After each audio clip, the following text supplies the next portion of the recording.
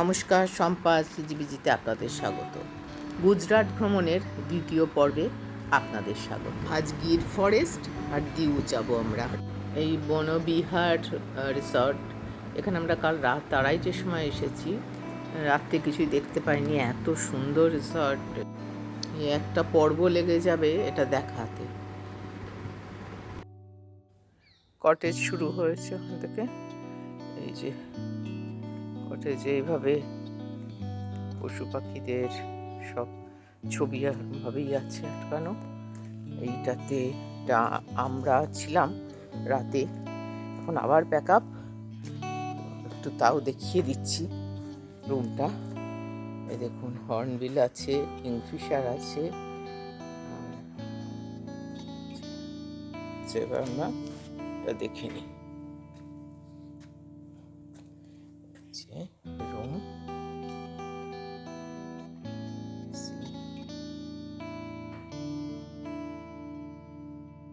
Sofa আছে, একটা বিরাট বড় টেবিল, টিভি, মানে সবই।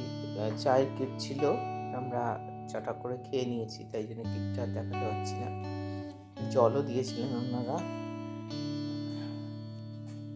একটি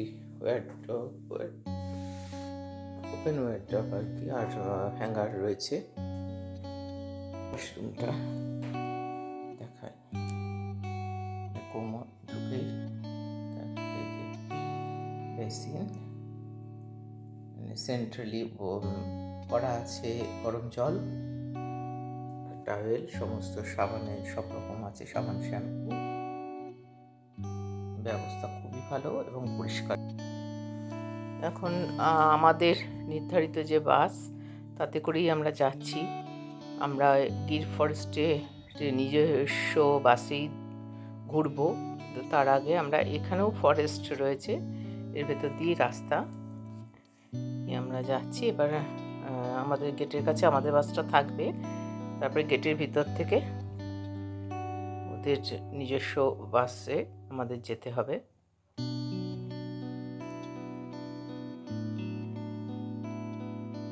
এই রকম জঙ্গল, এবং এখানেও নাকি মাঝে মধ্যে নাকি বেরিয়ে আসে লায়ন, সিংহ।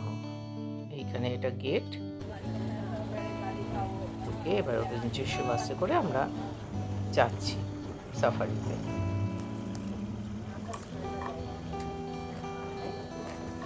এই গির, এই গেট দিয়ে এটা এবার ভিতরে ঢুকছি।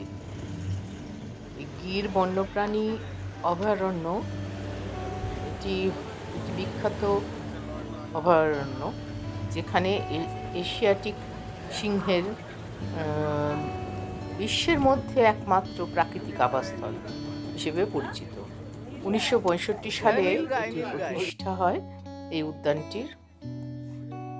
এখানকার এই যে শুষ্ক পর্ণমোচী বন, এটা একটা বেশ ইউনিক লেগেছে আমার, এবং এর জন্যে আমার পশু যা দেখেছি জানি না, কিন্তু এই যে বনটা আমার কাছে ভীষণ একটা ভালো লাগা লেগেছে। একদম সোনালি রং চড়াচ্ছে পুরো। এটা আমি এখানে যেটা প্রথম দেখলাম। এছাড়া দেখেছি হরিণ, নীলগাই, ময়ূর। এই হরিণ আছে, নীলগাইও দেখেছি অনেকগুলো।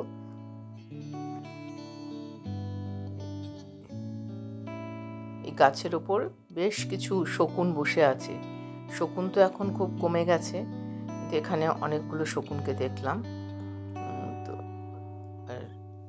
হাওয়া দিচ্ছে, ওই যে এখানে সিংহ শুয়ে আছে, রোদ পোয়াচ্ছে। ভালো করে আসেনি ছবিতে।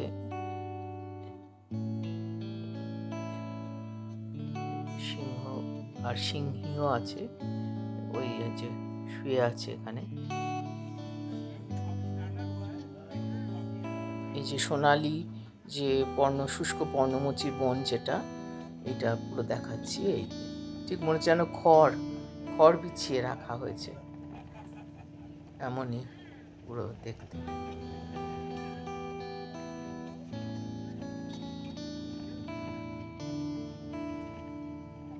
এটা একটা ভীষণ ভালো লাগলো। তো তবে যতটা এখানে পশু দেখতে পাবো বা পাখি দেখতে পাবো ভেবেছিলাম ততটাও নেই। অন্যান্য যেমন জায়গায় কমই দেখা যায়। যত আমি গিয়েছি ফরেস্টে সব জায়গায়ই খুব কম পশু দেখতে পেয়েছি। যেমন বেতলা ফরেস্ট দেখে মন খারাপ হয়ে গেছে। তা সেরকমই এখানেও যে খুব বেশি কিছু পশু আছে এমনটা নয়। ঘুরলাম অনেক, কিন্তু পশু দেখা কমই পেলাম। সব জায়গায় যেমন হরিণ দেখা যায় এখানেও তেমন। এই একটা ঘেরা জায়গা, এখানে চিতাবাঘ আছে। এই ঘেরা জায়গাটায় চিতাবাঘ আছে, অনেকগুলোই চিতাবাঘ আছে। গাছের উপর উঠে যায় ওরা।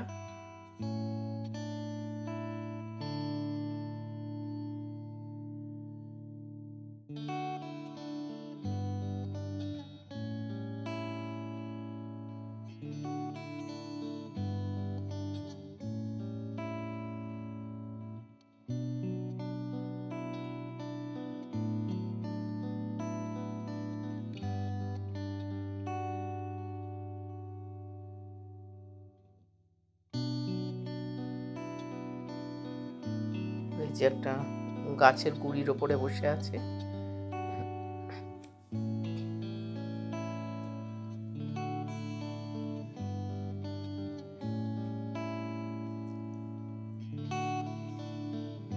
এখানেও আছে, ওই যে দেখা যাচ্ছে।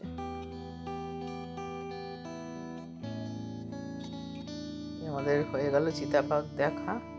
এবার আমরা আস্তে আস্তে বেরিয়ে এলাম, এসে আবার আমাদের নির্ধারিত বাসে উঠে আমরা রওনা হলাম। এবারে আমাদের গন্তব্য দিউ। এই আমরা দিউ সি বিচে পৌঁছলাম। এখানে আমাদের লাঞ্চ হবে, তো লাঞ্চ করে আমরা একটু সি বিচে ঘোরাঘুরি করব। এই দিউ এর সমুদ্র, যে দিউ আমরা ছোটবেলায় ভূগোলে পড়েছি, এখন সেখানেই আমরা। গোয়া, দমন, দিউ। দমনটা যাওয়া হলো না, গোয়াটা আগেই যাওয়া হয়েছে। গোয়া, দমন, দিউ ছোট রাজ্য হিসেবে আমরা যখন ভূগোলে পড়েছিলাম। এই হচ্ছে দিউ। ছোটবেলা থেকে ম্যাপ পয়েন্টিং মানে জিওগ্রাফিতে পড়া সেই দিউ, গোয়া, দমন, দিউ। তো গোয়া ঘুরেছি, কিন্তু দমনটাই বাকি রয়ে গেল। এই যাত্রায় আমাদের দমন নেই। এই এখানে এই যে সমুদ্র, অনেকদিন পর সি বিচে বেশ ভালো লাগছে, আর জলটা বেশ স্বচ্ছ মনে হচ্ছে। রাইড আছে এখানে অনেক, আর আছে এই যে ওই পাশে রিসর্ট আছে, রিসর্টের পাশে এইসব রেস্টুরেন্ট, নানা রকমের দোকান আছে। আমরা শুধু একটু আইসক্রিম খেলাম। বাচ্চাদের খেলনা পাওয়া যাচ্ছে, খাবার কিছু পাওয়া যাচ্ছে, দোকান আছে। এই যে পকেটের এরকম পকেট পকেট সৃষ্টি হয়েছে, মনে হচ্ছে দিউ সি বিচের এটাই একটা বিশেষত্ব। এই এরকম সি বিচটা দেখলেই মনে হবে এটা দিউ সি বিচ।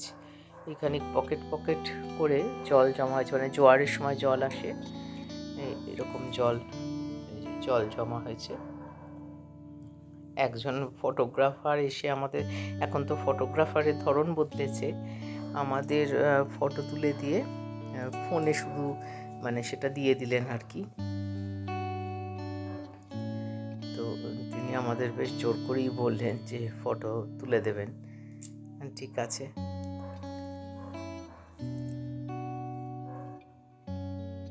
এই দিউ বিচ, দিউ ফোর্টে আমাদের যাওয়ার কথা, দেখা যাক সময় কেমন থাকে তার উপর। ওই দূরে দেখা যাচ্ছে ওটা লাইট হাউস আছে।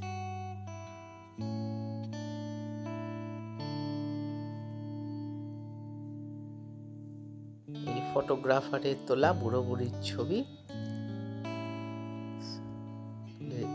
দিয়েছেন উনি, আপনাদের একটু দেখিয়ে দিলাম। পরবর্তী গন্তব্য গঙ্গেশ্বর শিব মন্দির। এটি গঙ্গা নয়, সমুদ্রের জলই এসে এই শিব ঠাকুরকে জোয়ারের সময় পুরো স্নান করিয়ে দেয়। একটু কয়েকটা সিঁড়ি দিয়ে নামতে হলো আমাদের।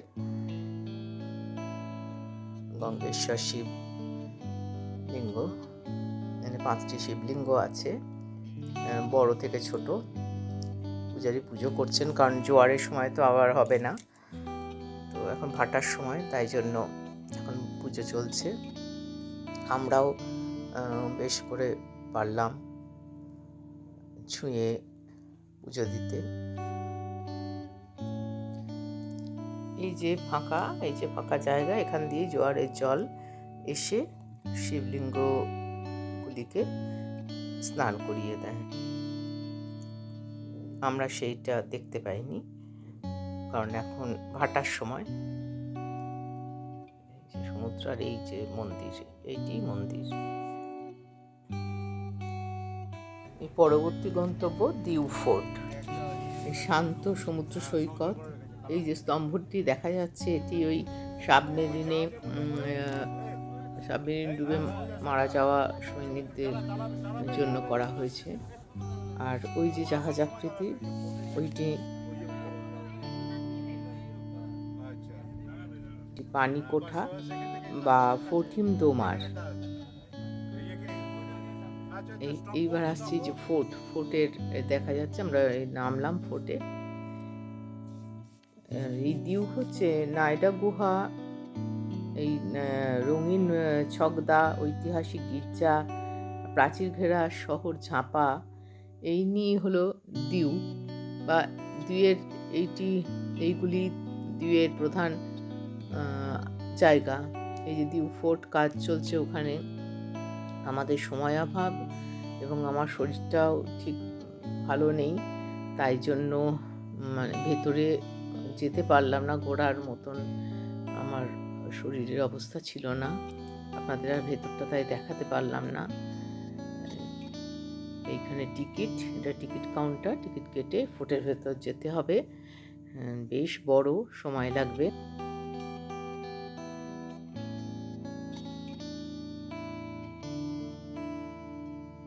টিকিটের প্রাইসগুলো আছে, কিন্তু সমুদ্রটা খুব ভালো, নীল সমুদ্র, শান্ত, খুব সুন্দর লাগলো দেখে।